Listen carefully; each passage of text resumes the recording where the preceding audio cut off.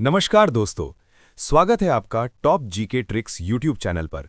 यहाँ हम हर रोज एक बेहद इंपॉर्टेंट टॉपिक को डिस्कस करते हैं जो आपकी आने वाले सभी कॉम्पिटिटिव एग्जाम में डेफिनेटली हेल्पफुल रहेगा।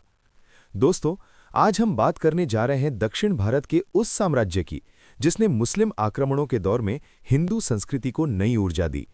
एक ऐसा साम्राज्य जिसकी राजधानी इतनी समृद्ध थी कि विदेशी यात्री देखकर दंग रह गए। एक ऐसा साम्राज्य जिसे दक्षिण भारत का स्वर्ण युग कहा जाता है। जी हां दोस्तों, आज का हमारा टॉपिक है विजयनगर साम्राज्य। विजयनगर साम्राज्य की स्थापना और उसकी शुरुआत की पूरी कहानी। लेकिन शुरू करने से पहले एक सवाल। अगर एग्जाम हॉल में आपसे पूछा जाए 1336 में कौन सा साम्राज्य स्थापित हुआ, विजयनगर की स्थापना किसने की, या कृष्णदेव राय किस वंश से थे, क्या आप 5 सेकंड में जवाब दे पाएंगे? अगर नहीं, तो आज की ये क्लास आपके लिए गेम चेंजर होने वाली है। दोस्तों, अगर आप SSC, bank, railway, NTPC, group D, UPSI, UP police, UPPCS या किसी भी वन डे प्रतियोगी परीक्षा की तैयारी कर रहे हैं, तो इस वीडियो को अंत तक जरूर देखिए, क्योंकि यहां पढ़ाई होगी शॉर्ट ट्रिक्स के साथ, कॉन्सेप्ट के साथ और सिलेक्शन वाले कॉन्फिडेंस के साथ। और हाँ दोस्तों, वीडियो शुरू करने से पहले एक छोटी सी रिक्वेस्ट।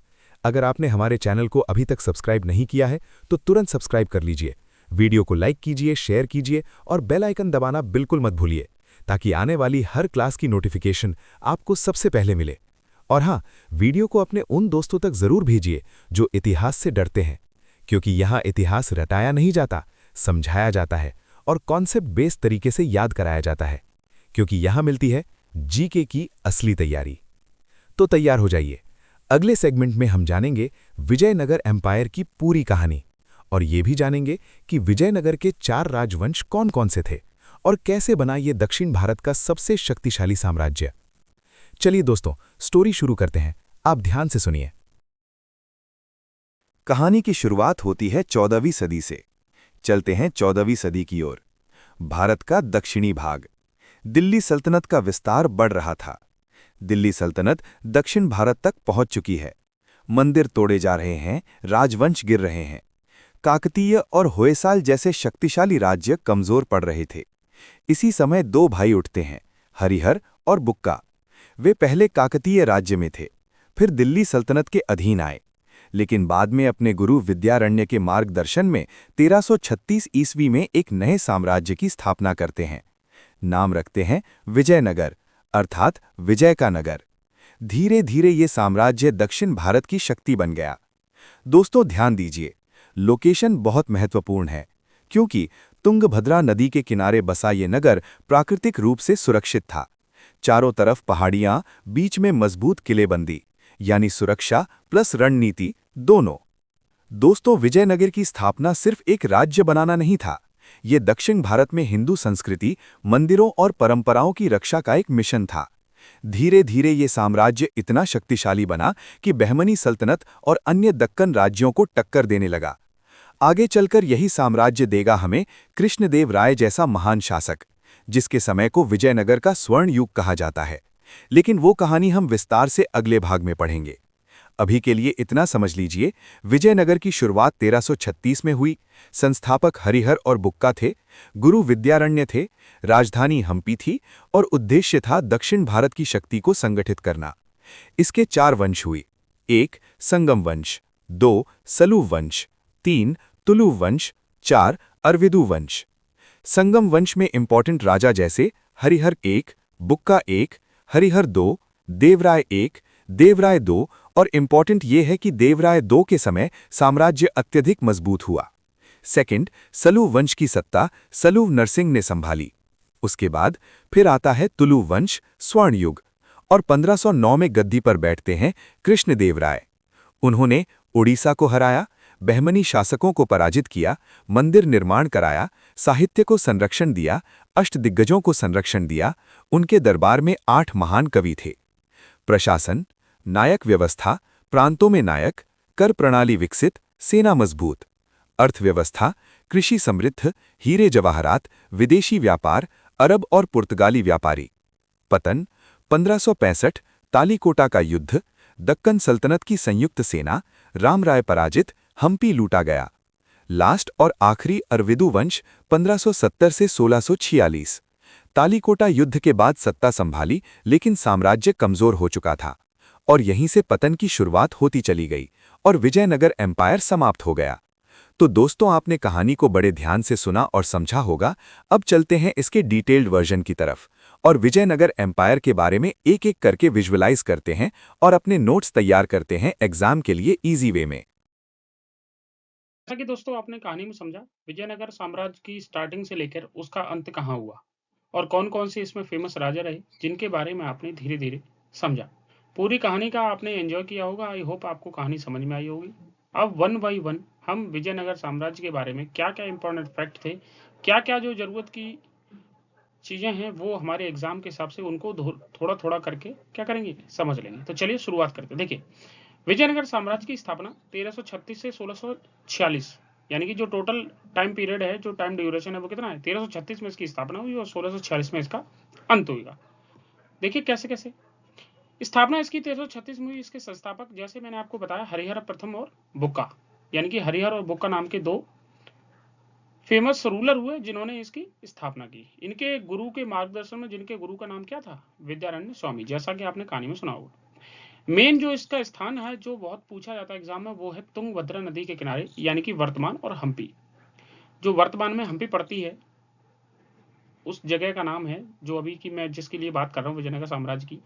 और जो हम्पी अभी कहाँ पड़ती है? जो कर्नाटक में पड़ती है। इसको ध्यान रखिएगा। हमारे भारत का, दक्षिण भारत का जो राज्य है कर्नाटक, वहां पड़ती है।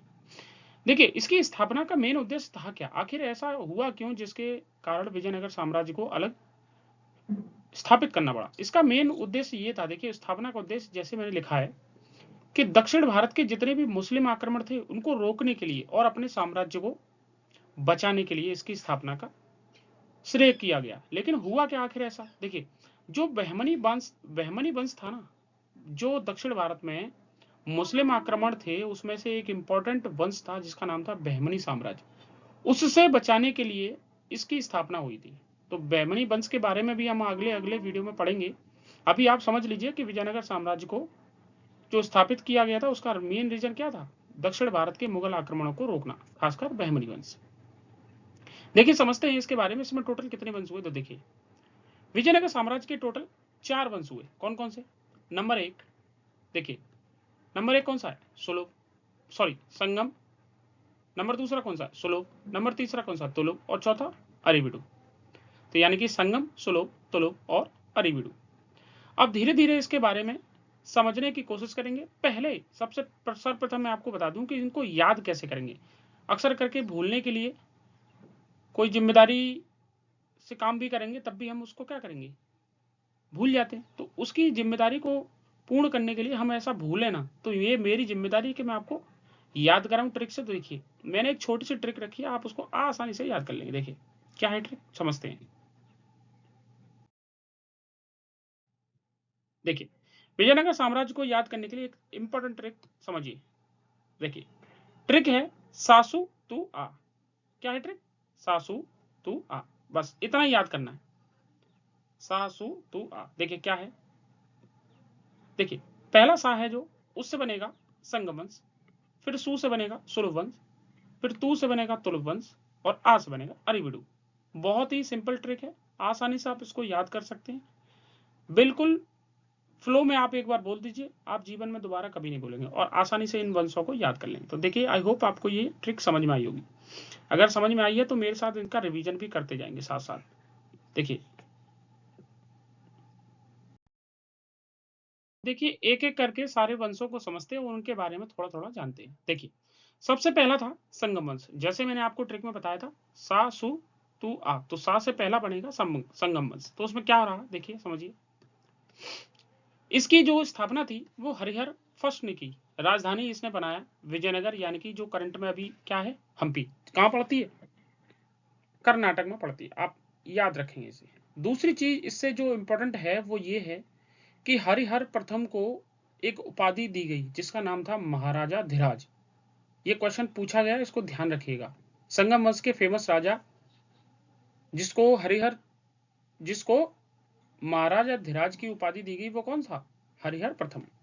इसमें फेमस राजा रहे जैसे हरिहर फर्स्ट, बुक्का फर्स्ट, और देवराय द्वितीय। इसमें जो इंपॉर्टेंट है वो देवराय द्वितीय को हम पढ़ेंगे। देखिए इनके बारे में थोड़ा सा समझेंगे, क्यों, क्योंकि ये बहुत फेमस राजा रहे। देखिए देवराय द्वितीय को प्रोण देवराय भी कहा जाता था। सबसे शक्तिशाली राजा इनको बोला जाता है संगम वंश का। क्यों? क्योंकि इन्होंने ही क्या किया, सबसे पहले सेना में मुस्लिम सैनिकों को भर्ती करना शुरू कर दिया। दूसरी चीज ये कि विदेशी यात्री जो थे अब्दुल रज्जाक और निकोलो कॉन्टी इनके दरबार में आए। तीसरी चीज, इनका जो निरंतर संघर्ष रहा, जो मैंने आपको बताया था बहमनी साम्राज्य से निरंतर संघर्ष ये करते ही रहे। इन्होंने ये साबित करके दिखा दिया कि आखिर कितना भी शक्तिशाली राजा हो उसको किस तरीके से पराजित किया जा सकता है। इनको प्रोण देवराय के साथ साथ इम्माड़ी देवराय की भी संज्ञा दी गई। किसकी? इम्माड़ी देवराय, याद रखिएगा आप, इम्माड़ी देवराय। इसका मतलब क्या होता है? इसका मतलब होता है जो हाथियों का शिकारी होता है ना, यानी कि गजबेटकर, इसको बोलते हैं इम्माड़ी देवराय या प्रोण देवराय, याद रखिएगा। इसके अतिरिक्त इन्हें देवी शासक यानी कि इंद्र का अवतार मानते थे। जो हिंदू पौराणिक आख्यानों में इनके बारे में बताया गया है वो यही है कि इनको देवी शासक इंद्र का अवतार मानते थे। इन्होंने अपने वंश को महान कैसे बनाया? इन्होंने अपना साम्राज्य भारत में ही नहीं, श्रीलंका के सीलोन के तट तक फैलाया। धीरे धीरे धीरे धीरे इन्होंने क्या किया, इस वंश को फैलाना शुरू कर दिया। उसके बाद धीरे धीरे इन्होंने क्या किया, सेना को बहुत मजबूत किया और मुस्लिमों की भर्ती को बहुत अच्छे लेवल पे करते चले गए। इनके दरबार में जो मैंने आपको बताया अभी, ये दोनों यानी कि कौन कौन, अब्दुल रज्जाक और निकोलो कॉन्टी। तो कॉन्टी ने इनके बारे में एक बात कही भी है, इसको मैं आपको समझा रहा हूं, इसको बात को समझिए। इस निकोलो कॉन्टी ने इनके बारे में एक बात बोली कि इस नगर की परिधि 60 मील की है। यानी कि जिनके वंश में मैं बता रहा हूं आपको, इनके जो किले थे उनमें आसपास कितनी थी, परिधि 60 मील की थी। और उसने ये भी कहा, किसने, जो निकोलो कॉन्टी था, उसने बताया कि इसकी दीवारें पहाड़ों तक चली गई हैं और पहाड़ों की तराई में पहुंचकर घाटियों को चारों तरफ से घेरा बना लिया है। इसलिए इनको बोला जाता है कि ये आसानी से पराजित होने वाले राजा नहीं थे। तो चलिए और बढ़ते हैं और समझते हैं इसके बारे में।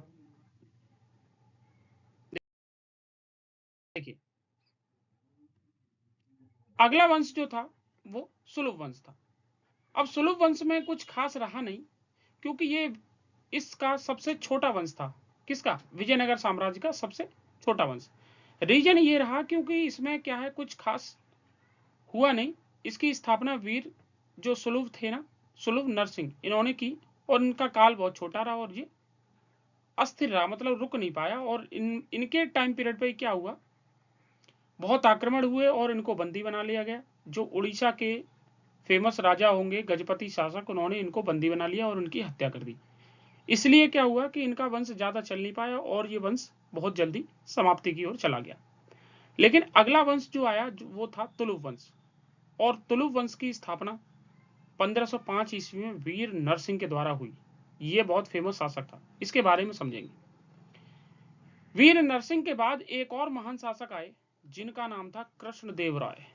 इनको एग्जाम की दृष्टि से बहुत महत्वपूर्ण माना जाता है, इसलिए मैंने रेड मार्क किया, आप लोग भी ध्यान रखेंगे। कहीं से क्वेश्चन पूछे नहीं पूछे विजयनगर साम्राज्य का, लेकिन यहां से क्वेश्चन अक्सर पूछता है। सबसे महान शासक कृष्णदेव राय फर्स्ट। इनकी कुछ उपलब्धियां थी, देखिए कैसे। इन्होंने विजयनगर को स्वर्ण काल घोषित करवा दिया, यानी कि विजयनगर का जो स्वर्ण काल था वो इन्हीं का टाइम पीरियड माना जाता है। दूसरी चीज, जैसा कि मैंने आपको समझाया, उड़ीसा के गजपति शासकों को किसके द्वारा हराया गया? केवल कृष्णदेव राय। इन्होंने क्या किया, इसको हरा दिया था। तीसरा, बहमनी उत्तराधिकारी राज्यों को भी इन्होंने क्या कर दिया, पराजित कर दिया। जैसा कि मैंने आपको बताया, विजयनगर साम्राज्य की स्थापना का मेन कारण क्या था? मेन कारण तो यही था ना कि जितने भी दक्षिण भारत में मुसलमान या मुस्लिम आक्रमण जो हो रहे थे, जिनमें बहुत सारे वंश थे, जिसमें एक इंपॉर्टेंट बहमनी वंश भी था, उसी से तो इनका मेल मिलाप नहीं होता था। उसी की वजह से इन्होंने क्या किया, इन्होंने विजयनगर साम्राज्य की स्थापना की थी। लेकिन आखिर में हुआ क्या कि यही एक ऐसे उत्तराधिकारी हुए, सबसे महान शासक जिनका नाम कृष्णदेव राय था, जिन्होंने बहमनी उत्तराधिकारियों को अच्छे तरीके से परास्त कर दिया और खत्म ही कर दिया था लगभग लगभग। आखिर हुआ क्या और आगे इन्होंने पुर्तगालियों से बहुत अच्छे संबंध बनाए, क्योंकि पुर्तगालियों से संबंध बनाने का कारण ये था क्योंकि इनके यहाँ व्यापार होता था। मैं और आपको समझाऊंगा। देखिए अभी अर्थव्यवस्था के बारे में बात करेंगे और समझते हैं इनके बारे में। कृष्णदेवराय की इनकी एक फेमस जो इंपॉर्टेंट कृति के बारे में जाना जाता है। देखिए क्यों? क्योंकि ये स्वयं के कवि थे। ये क्या थे? स्वयं कवि थे। और इनकी पुस्तक थी आमुक्त माल्यद। क्या नाम था? आमुक्त माल्यद। ये इंपॉर्टेंट ग्रंथ है, तेलुगु ग्रंथ। इसके बारे में याद रखिएगा। एसएससी हो, रेलवे हो, बैंक हो, पुलिस हो, कोई भी एग्जाम हो, उसमें से ये क्वेश्चन अक्सर करके पूछता है, आमुक्त माल्यदा ग्रंथ के लेखक कौन थे? इसी युग में इनके बारे में एक फेमस बात और कही जाती है कि इनके दरबार में कौन थे? अष्ट दिग्गज थे, जो 8 महान विद्वान थे। इसको भी आप याद रखिएगा, पूछ लेता है अक्सर करके एग्जाम में कि इनमें से किसके दरबार में अष्ट दिग्गज थे। 4-5 आपको नाम दे देगा और उसमें से आपसे छांटने के लिए बोलेगा, तो इसको याद रखिएगा। और आगे बढ़ते हैं। देखिए क्या है, क्या हुआ। देखिए जैसा मैंने आपको समझाया, इनके शासनकाल में 2 विदेशी यात्री, एक डोमिंगो पायस और एक फर्नाओ नूनीज, इनका जिक्र मिलता है। डोमिंगो पायस भी इनके राज्य में आया था, जिसने विजयनगर के शिल्प और व्यापार का वर्णन किया है। और मैंने अभी आपको डोमिंगो पायस के बारे में तो बताया ही था। डोमिंगो पायस ने क्या किया? इनके राज्य के बारे में अच्छे तरीके से डिस्क्राइब किया कि इनकी जो किले थे वो 60 मील की परिधि के अंतर्गत है। ऐसा करके आपने समझा अच्छे तरीके से। और समझते हैं इनके बारे में। देखिए और समझते हैं। इनके ही शासनकाल के बाद जो मेन फेमस था, एक बहुत महत्वपूर्ण, जिसके बारे में मैं बोल रहा हूं, ये है तालिकोटा का युद्ध, या तालिकोटा कह लीजिए, या इसे राक्षस तांगड़ी का युद्ध कह लीजिए। ये एक विजयनगर साम्राज्य के लिए निर्णायक युद्ध साबित होगा। इसमें हुआ क्या तालिकोटा के युद्ध में? किस किस के बीच हुआ? देखिए समझिए। विजयनगर बनाम दक्कन के मुस्लिम। मैंने आपको कहा था ना कि दक्कन के मुस्लिम ही थे, यानी दक्षिण भारत के जो मुस्लिम थे, इसी वजह से इनके राज्य को खतरा था, यानी कि इनके साम्राज्य को भी खतरा था। वही हुआ आखिरकार, तालिकोटा का युद्ध हुआ और उसमें विजयनगर साम्राज्य बनाम दक्षिण के जितने भी मुसलमान थे, उन्होंने सारे एक हो गए और उन्होंने क्या किया? विजयनगर साम्राज्य को हरा दिया। देखिए विजयनगर साम्राज्य की हार हुई। उन्होंने जो राजधानी थी हम्पी, जैसे मैंने आपको बताया कर्नाटक में पड़ती, इसको नष्ट कर दिया। साम्राज्य कमजोर होता गया और धीरे धीरे समाप्ति की ओर बढ़ता गया। देखिए परीक्षा की दृष्टि से महत्वपूर्ण वर्ष है 1565। ये कई बार पूछी गई, तो इसको याद रखिएगा, मोस्ट इंपॉर्टेंट है ये। इस साम्राज्य से रिलेटेड अगर कहीं से भी क्वेश्चन पूछता है तो मैंने आपको 3-4 पॉइंट बताए। या तो वो महानतम शासक से पूछेगा, या कोई महान फेमस युद्ध हुआ हो उससे पूछेगा, या उनकी राजधानी से पूछेगा। तो 2-3 जगह हैं जो इनको याद रखिएगा।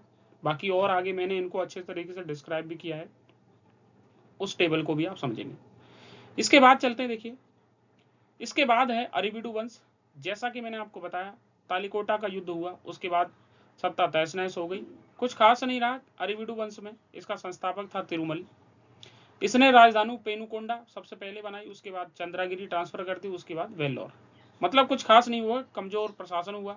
धीरे धीरे ये राज्य समाप्ति की ओर चला गया। इसका अंतिम शासक था श्रीरंग थर्ड, और 1646 में ये पूर्णतः पतन हो गया। यानी कि शुरुआत 1336 से लेकर कहां हुआ? 1646 में एंड हो गया। आगे बढ़ते हैं। थोड़ी सी चर्चा इनकी अर्थव्यवस्था पे करते हैं। देखिए इनकी अर्थव्यवस्था को फेमस इसलिए बताया गया क्योंकि इनके यहाँ होता क्या था। सबसे पहले बात करिए कि इनकी राजधानी जो हम्पी थी वो विश्व का सबसे धनी नगर मानी जाती, रीजन, क्योंकि इनका संबंध पुर्तगालियों से था। ये पुर्तगालियों से व्यापार करते थे। जैसा कि मैंने आपको बताया, कृष्णदेवराय फर्स्ट ने क्या किया? पुर्तगालियों से व्यापार स्थापित किया था। और इनका जो मेन व्यापार था वो था घोड़े, मसाले और हीरे का व्यापार। जिस राज्य में हीरे का व्यापार होगा डेफिनेटली वो राज्य तो धनी होगा ही, क्योंकि हीरो की कीमत बहुत थी, इसलिए। और आगे बढ़ते हैं। देखिए इनके कला और स्थापत्य से 2-3 चीजें समझ लीजिए, ये भी इंपॉर्टेंट है। इनके प्रमुख मंदिर, विठल मंदिर जो पत्थर के रथ पर बना हुआ है, ध्यान रखिएगा। दूसरा जो कर्नाटक यानी कि हम्पी में ही पड़ता है, एक हजाराराम मंदिर और एक विरूपाक्ष मंदिर। इनकी शैली से एक्शन क्वेश्चन पूछा गया। इनकी शैली कौन सी थी? द्रविड़ शैली थी, ध्यान रखिएगा। और समझते हैं। देखिए अब मैंने कुछ इंपॉर्टेंट फैक्ट्स इनको इकट्ठा किया है। आपने जो भी कुछ अभी तक समझा उसको थोड़ा सा एक फटाफट रिवीजन में कैसे याद कर लेंगे, देखिए समझिए। विषय और तथ्य मैंने दोनों क्रिएट करके दिए। देखिए, स्थापना कब हुई? 1336 में। संस्थापक कौन रहा? हरिहर और बुक्का। स्वर्ण युग किसको बोला जाता है? मैंने आपको बताया ना, कृष्ण देव राय के शासनकाल को क्या बोला जाता है? स्वर्ण युग। अष्ट दिग्गज यानी कि 8 विद्वान इन्हीं के शासनकाल में थे। महत्वपूर्ण युद्ध हुआ जैसा मैंने आपको बताया, तालीकोटा 1565 या राक्षस तांगड़ी भी कहते हैं। अगला क्वेश्चन देखिए, अंतिम वर्ष कौन सा था? अरिविडू। और पतन कब हो गया? 1646। तो ये इन सारी स्लाइड जो मैंने आपको पढ़ाई, इनका ये निचोड़ है। चलिए और आगे बढ़ते हैं। अब देखिए, मैंने प्रीवियस ईयर के सारे रिलेटेड इंपॉर्टेंट क्वेश्चन जो लेटेस्ट एग्जाम पैटर्न पर आधारित हैं, इनको डेट वाइज कंपाइल किया है। किस डेट में कौन सा एग्जाम पूछा, कौन से एग्जाम में कौन सा क्वेश्चन पूछा गया है। और मैं आपसे इतना जरूर कहता हूं कि आप जब भी किसी टॉपिक को लगाएं तो उसके बाद 100% टॉपिक कंप्लीट जब ही होगा जब आप उसके प्रीवियस ईयर क्वेश्चन लगाएंगे। अगर आपने वीडियो देख ली, ट्रिक समझ ली, लेकिन उसके बाद क्वेश्चनों की प्रैक्टिस नहीं की, तो वो टॉपिक आपको क्लियर नहीं होगा। इसलिए मेरी आप सभी से रिक्वेस्ट है, जरूर अगर आपने कंप्लीट किया है इस वीडियो को तो पूर्ण कंप्लीट करें, जिससे ये टॉपिक हमेशा के लिए क्लियर हो जाएगा। तो देखिए क्या है क्वेश्चन, कैसे। सबसे पहला क्वेश्चन देखिए, समझिए। सबसे पहला क्वेश्चन है, विजयनगर साम्राज्य की स्थापना किस वर्ष हुई? देखिए, सीजीएल में पूछा गया क्वेश्चन है। सीजीएल ने पूछा है लगातार, देखिए 17, 19, 22, 24 यानी लगातार पूछा है। और भी उससे पहले भी पूछा है, लेकिन मैंने इंक्लूड नहीं किया। जो लेटेस्ट है मैंने उनको इंक्लूड किया। देखिए, 1327 में हुई थी क्या? नहीं जी, 1327 का कोई जिक्र ही नहीं है। कब हुई थी? 1336 ईस्वी में। याद रखिएगा, इंपॉर्टेंट है। ऑप्शन बी सही है। अगला देखिए, विजयनगर साम्राज्य के संस्थापक कौन थे? देखिए, मैंने आपको बताया था ना, कौन थे? हरिहर और बुक्का। ऑप्शन बी सही है। आगे बढ़ते हैं।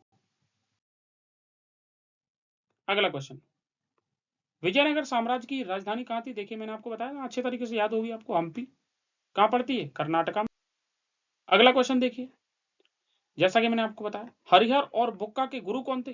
किन गुरु की सहायता से, किन गुरु के आदर्शों पर चलकर इन्होंने अपने साम्राज्य की स्थापना की थी? कौन थे वो? विद्यारण्य। देखिए, मैंने आपको बताया था ना, ये रहे ऑप्शन सी।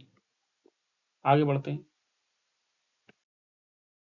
दोस्तों। अगला क्वेश्चन क्या है, विजयनगर का प्रथम वंश कौन सा था? अरे, विजयनगर के प्रथम वंश से लेकर आखिरी वंश तक मैंने आपको याद करने के लिए एक बेस्ट ट्रिक बताई थी, आपको याद होगी। कौन सी? सासु तू आ, बताई थी ना। छोटे से केवल 4 वर्ड हैं, उनसे ही आप आसानी से रिलेट करेंगे। सास से क्या बनेगा? संगम वंश। देखिए, तो सबसे पहला वंश कौन सा है? संगम वंश। उसके बाद क्या है? सुलभ वंश। उसके बाद क्या है? तुलुभ वंश। उसके बाद क्या है? अरिबिडु। आसानी से इस ट्रिक के जरिए आप आसानी से याद कर सकते हैं। पूछा हुआ क्वेश्चन है, देखिए एमटीएस में, एनटीपीसी में लगातार। अगला क्वेश्चन, विजयनगर साम्राज्य का स्वर्ण युग किसके समय था? देखिए, अगर आपको पता हो तो मैंने आपको बहुतों बार समझाया है, पूरी वीडियो में मैं इनके बारे में चर्चा बहुत की है। कौन से थे? कृष्ण देव राय। ऑप्शन बी सही है। आगे बढ़ते हैं। देखिए, कई बार पूछा है, एसएससी, सीजीएल, आरपीएफ, एसआई। आगे बढ़ते हैं और समझते हैं दोस्तों। देखिए, कृष्ण देव राय किस वंश से संबंधित थे? देखिए, संगम, सुलभ और तुलुभ। तुलुभ से ही तो थे, तो कौन सा ऑप्शन सही है? Option C. आई होप आपको क्वेश्चन समझ में आ रहे होंगे। देखिए, सारे क्वेश्चन पूछे हुए हैं, इसलिए मैं आपसे कह रहा हूँ इन क्वेश्चनों को जरूर लगाइए। देखिए, कितनी बार पूछा है ग्रुप डी में, 18, 21, 24, 3 बार लगातार पूछा है। और भी पूछा है उससे पहले। देखिए, तालीकोटा का फेमस युद्ध, देखिए एसएससी या कोई भी एग्जाम हो उसका फेवरेट क्वेश्चन है। देखिए, अगर विजयनगर साम्राज्य से पूछेगा तो तालीकोटा या इस युद्ध के दूसरे नाम के बारे में जरूर पूछेगा, जिसका नाम क्या था। आगे क्वेश्चन भी इंक्लूड किया है मैंने, दूसरे नाम के बारे में पूछेगा। तालीकोटा का दूसरा नाम क्या था? राक्षस तांगड़ी का युद्ध। बताया था ना मैंने आपको। देखिए, कब हुआ था ये? 1565। ऑप्शन सी सही है। आगे बढ़ते हैं। देखिए, तालीकोटा युद्ध, देखिए आ गया ना वही नाम। तालीकोटा युद्ध को किस नाम से जाना जाता है? अभी मैंने आपको बताया। अगर आपको पता है तो आप इसका जवाब मुझे कमेंट बॉक्स में लिखिए। अगला देखिए, अमुक्त माल्यदा के लेखक कौन थे? ये फेमस ग्रंथ था, मैंने आपको बताया था ना, कृष्ण देव राय फर्स्ट। ये तेलुगु ग्रंथ है, ये भी बताया था मैंने। इसकी रचना स्वयं कृष्ण देव राय ने की थी। और दूसरी चीज, इसमें उन्होंने एक फेमस मुगल एम्परर की चर्चा की है। मुझे बताइएगा, अगर आपको थोड़ा सा ज्ञान है या आप तैयारी कर रहे हैं तो मुझे बताइएगा, वो फेमस किंग कौन है मुगल साम्राज्य का, जिसकी चर्चा इन्होंने अपने ग्रंथ में की है। और आगे बढ़ते हैं और समझते हैं। अगला क्वेश्चन देखिए, अष्टदिग्गज किसके दरबार से संबंधित थे? देखिए ऑप्शन सी, कृष्णदेवराय। विजयनगर किस नदी के तट पर स्थित था? देखिए मैंने आपको बताया था ना शुरुआत में, कौन सी थी नदी? गोदावरी। इंपॉर्टेंट है। अगला क्वेश्चन देखते हैं। अगला क्वेश्चन है देखिए, अब्दुल रज्जाक किसके शासनकाल में भारत आया था? इसके बारे में याद रखिए, ये देवराय के शासनकाल में भारत आया। ये कृष्णदेवराय नहीं, देवराय द्वितीय के शासनकाल में भारत आया, ध्यान रखिएगा। ऑप्शन बी सही है। अगला क्वेश्चन, डोमिंगो पायस किसके शासनकाल में भारत आया? देखिए डोमिंगो पायस आया है कृष्णदेवराय के शासनकाल में, तो ध्यान रखिएगा। ऑप्शन कौन सा सही है? ऑप्शन सी सही है। तो दोनों ही क्वेश्चन डिफरेंट हैं और मैंने दोनों ही क्वेश्चनों को अलग अलग तरीके से डिजाइन किया है, तो दोनों ही क्वेश्चनों को अच्छे तरीके से सॉल्व करिए। चलिए और आगे बढ़ते हैं।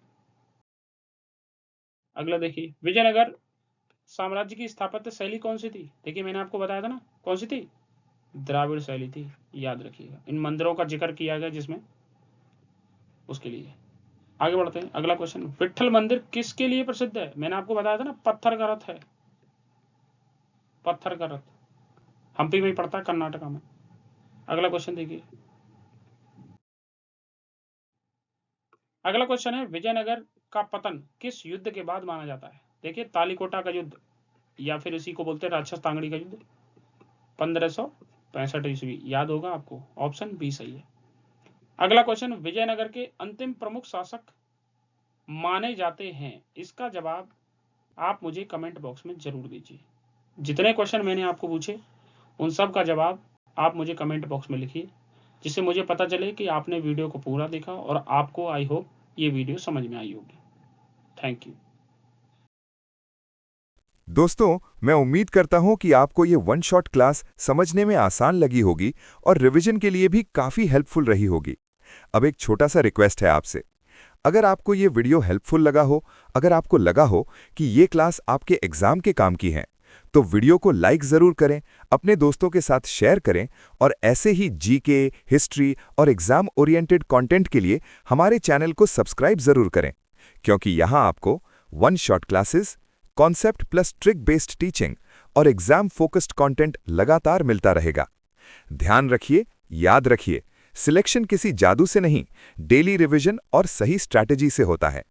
इसी के साथ आज की इस क्लास में मेरे साथ अंत तक बने रहने के लिए आप सभी का दिल से बहुत बहुत धन्यवाद।